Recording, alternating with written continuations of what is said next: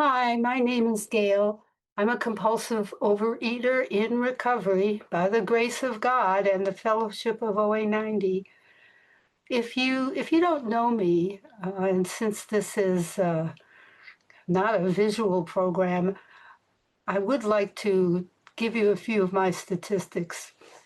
I have a tendency to forget that.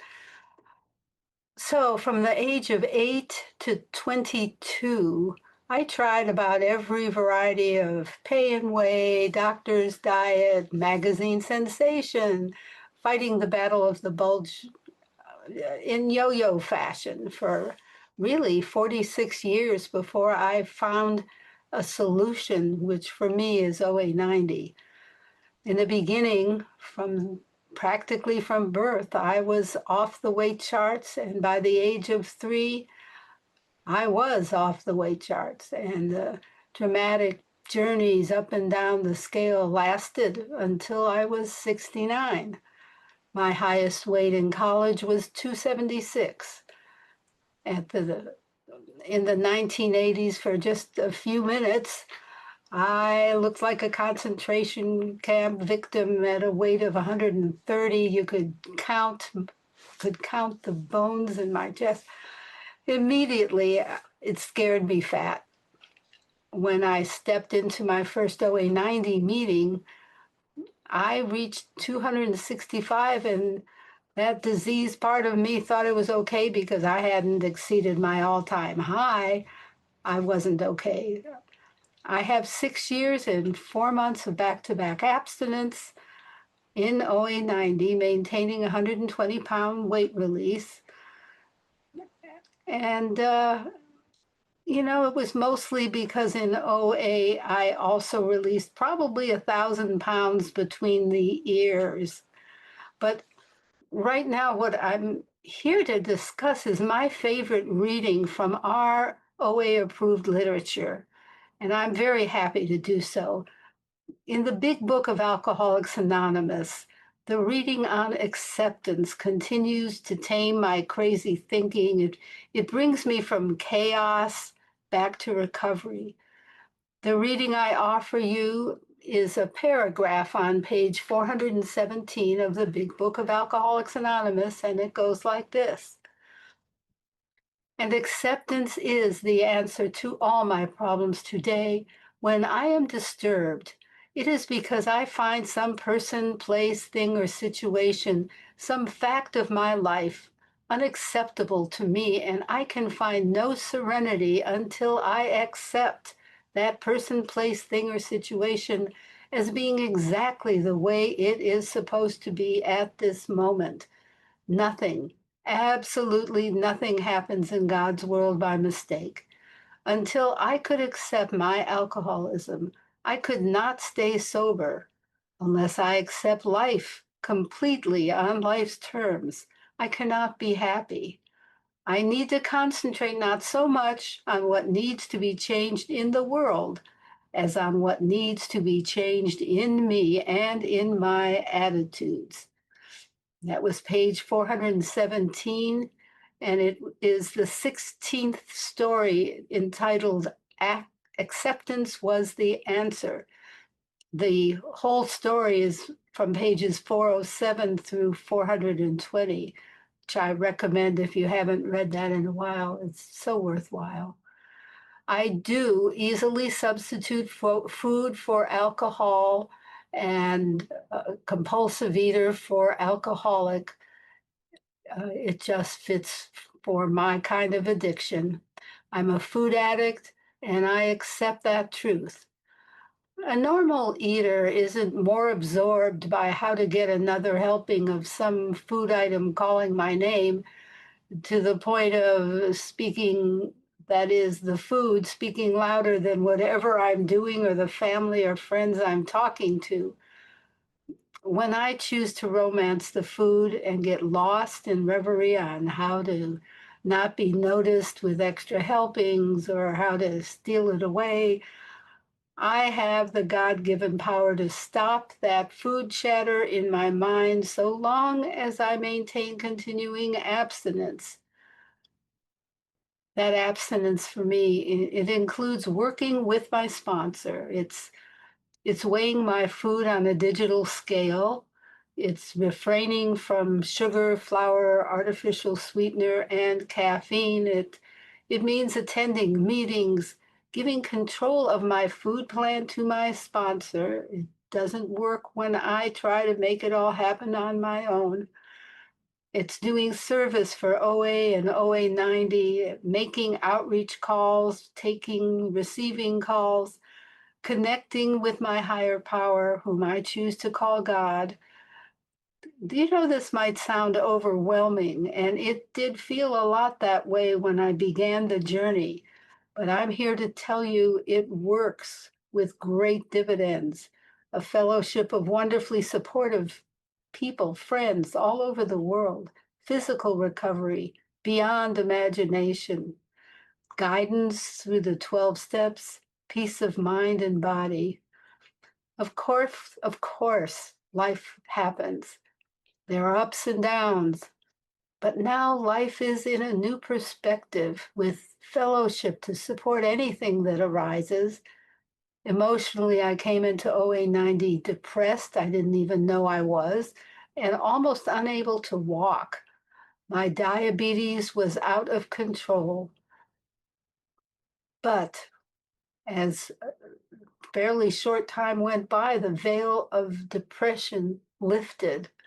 Misery, my disease of compulsive overeating's best friend, whenever I choose to be the victim, my disease is thrilled. There might be another opportunity for me to go back to the addiction. Now, I thought I was wronged. Terrible boss. Parents didn't understand I have a disease. My family didn't think I it was a big deal to just push away from the table. Why was Gayle overweight? They couldn't figure it out. The world is always in turmoil, and oh yeah, oh there was my losing money in the stock market like 30 years ago, and I had to get rid of resentments and so many others. I It goes on ad nauseum. This was no way to live. Some time ago, I realized the importance of HOW, honesty, open mindedness, and willingness to let go of my disease with whatever it takes. Honesty, open mindedness, and willingness are important, but without acceptance, I can be, and at times was, the overeater's equivalent of a dry drunk, still miserable, constantly struggling. It's not a lifestyle that's sustainable. I can testify to that. With acceptance, I find peace of mind, joy, and lightness of heart. No, not always, but in a way that is sustainable. With a positive outlook, surrender opens the door for me to channel my higher power, to listen to whatever intuition that passes a test for me. I ask myself, is it the truth? Is it selfish? Is it loving? When my own thoughts can be harsh, I had I had been closed off with guilt, resentment, embarrassment, old myths playing in my head.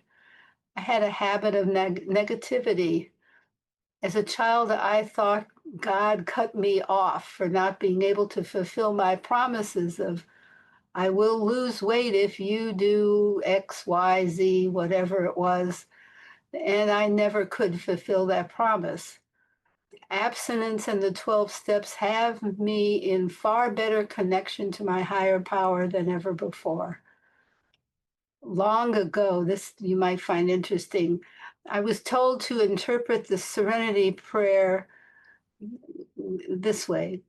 So, first line, God grant me the serenity to accept the things I cannot change. That means everything outside my skin. The courage to change the things I can. That's everything inside my skin, and the wisdom to know the difference. That has carried me a long way. That's the difference between what I have no control over and can give to God versus what I can do to change what is mine to take the necessary action. And action is the magic word. I feel this combines beautifully with acceptance as the answer to all my problems today. That is acceptance of me and my shortcomings, foibles, food addiction, and responsibilities to myself and others. For me, it's also acceptance of the child part inside of me, that child part who used food from earliest childhood to take care of emotional issues, of fears, loneliness, frustration, anxiety, whatever was happening, or even to amp up joy, to celebrate. What a roller coaster. The child in me lived a rough period of time, but the adult in me doesn't have to carry that forward. However, there still exists, in my way of thinking, a child in me, and it's part of my almost parent side to re-educate the child to find joy and fun without food rewards, but use our tools and pursue what is fun for me and the kid inside of me to get us through, whether it's mundane chores or financial barriers, procrastination, or fear of failure. What I do is to keep vigilance for the next compulsive thought, which always comes before the next compulsive bite. So I have an advantage that way. If that gray cloud is headed my way, how can I steer clear? How about adding music to what I'm doing, or maybe singing or playing crafts? There's a lot of good, positive, uplifting things we can do. Go out for a walk, call a friend, pray to God.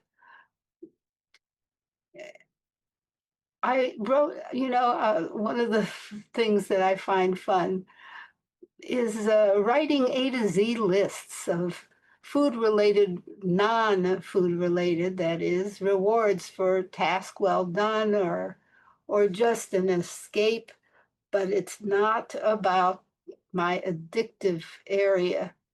I wrote an A to Z list of foods I abused, except my friend in program who asked me to read it that, no, food specifics wouldn't be a problem. Well, I did, and one of the items got through, so I never told that list to anyone else again. I I write A to Z lists of gratitudes, A to Z lists of all the things I tried before OA90, and it goes on like that. It could be anything you can think of. It's uh, it's just a fun way to pass the time.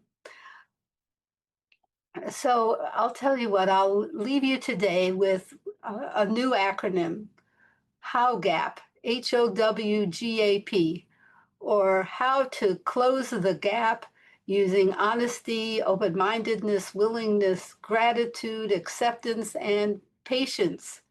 Patience to stick with it because there is a light at the end of the tunnel, a spiritual experience, an amazing gift from God that so many of us have been privileged to receive.